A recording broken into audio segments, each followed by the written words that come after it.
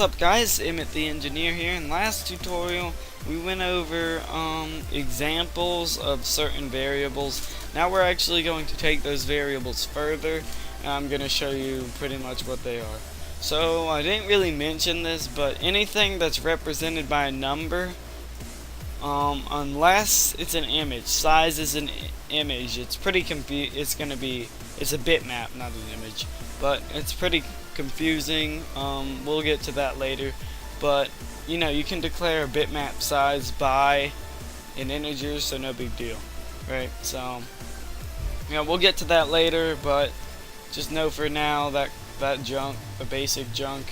And so yeah, let's get to actually figuring out what the heck our variables are. So the variables I think you should know are string. You know what, hold on, let me pause the video while I write all of them. Alright, so these are all the variables that you'll need to know for now. There's string, double, integer, color, and boolean. So let me explain each one of these and tell you pretty much what they are. A string is pretty much anything represented by text. You can even represent booleans by text, which is pretty crazy. Alright, it automatically converts, actually. It's pretty cool. And doubles are pretty much any number with a decimal. It doesn't have to have a decimal, but doubles can have decimals, and integers can't. A double is a type of float, and the cool thing about VB is if you figure out some kind of code, like let's say #if, and you put your mouse over it, it says it right there. Conditionally compiles selected blocks of code depending on the value of an expression.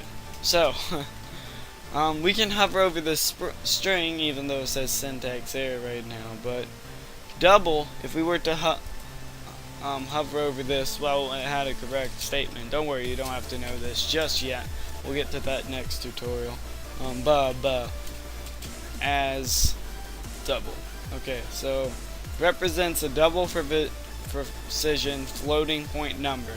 So yeah, double, as I said 5 seconds ago, is a type of float. So yeah, you can hover over anything and figure out more information on it.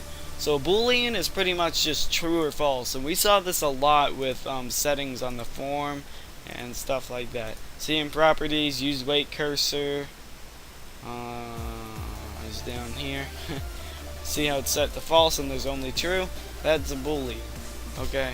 We also have colors, and that's pretty much it. Colors are pretty basic. Pretty much it's a color, but it's the Windows system RGB colors only.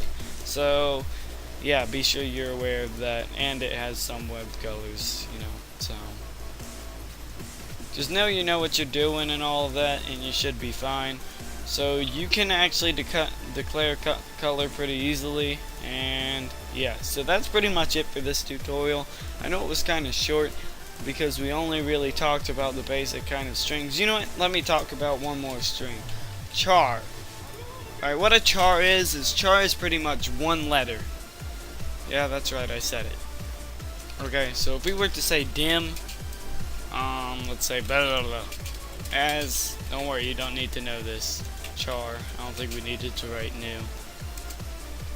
No, we didn't, but igig equals a. What? Oh wait, we're not in a sub, hold on. Let's just do form1.load. igig is equal to a.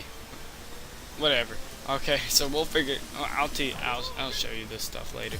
But a char is pretty much equal to one letter, and you can use it. It's more of class libraries, so we'll just eliminate that for now. If we need it, we'll bring it back in. But it's more for class libraries, so we shouldn't need it right now. So I'm just gonna get rid of all of this code, and I'll see you in the next tutorial. Thanks for watching. Goodbye.